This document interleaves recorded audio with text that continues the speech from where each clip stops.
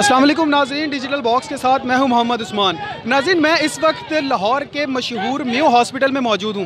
आप मेरे पीछे देख सकते हैं कि यहां पे जो नर्सेज़ हैं वो एहतजाज कर रही हैं जाली अद्वियात के मामले से। यहां जाली इंजेक्शन लगाने की वजह से बेगुनाह लोग अपनी जान की बाजी हार गए हैं। अब ये एहतजाज कब तक जारी रहेगा, इन्हीं से बात करते हैं। हमारे साथ एक स्टाफ मौजूद हैं, हम इनसे भी बात करते हैं। अस्सलाम वालेकुम मैडम, अब एहतजाज हो रहा है तो क्या सूरत हाल है कि अब आपके मुतालबात माने जाएंगे या नहीं?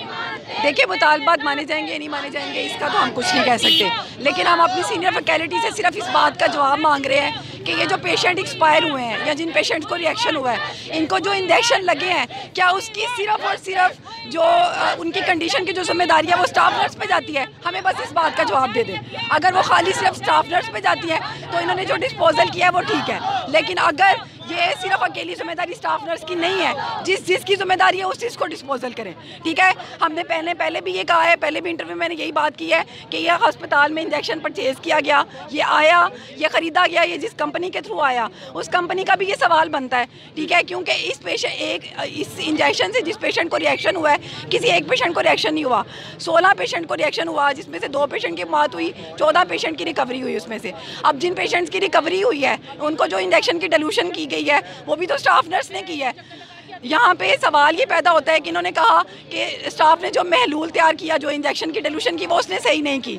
ठीक है, उस महलूल की डिल्यूशन की वजह से पेशेंट की एक्सपायरी हुई है या पेशेंट को रिएक्शन हुआ है, तो जो बाद में इंजेक्शन को महलूल तैयार किया गया फिर उसका रिएक्शन क्यों नहीं हुआ? इस बात का हम उनसे जवाब मांगते हैं और हम इस अपनी सीएम से, अपने वज़ीर आला से, अपने हेल्थ सेक्रेटरी से, हेल्थ मिनिस्टर से हम सिर्फ इस बात का इंसाफ चाहते हैं कि अगर ये सारी की सारी जिम्मेदारी स्टाफ नर्स की है, ठीक है, तो बाकी सारे लोग उन्होंने क्यों हायर किए हुए हैं?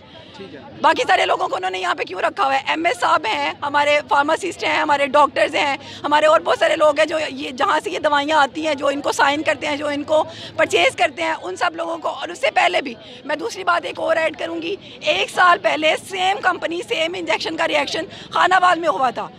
ठीक है, वहाँ पे भी पेशेंट की मौत हुई थी, तो उसके ठीक 1 साल बाद दोबारा इस इंजेक्शन को इसी अस्पताल में परचेज़ किया गया, फिर पेशेंट के ऊपर हम तो यही कहेंगे तजर्बा किया गया।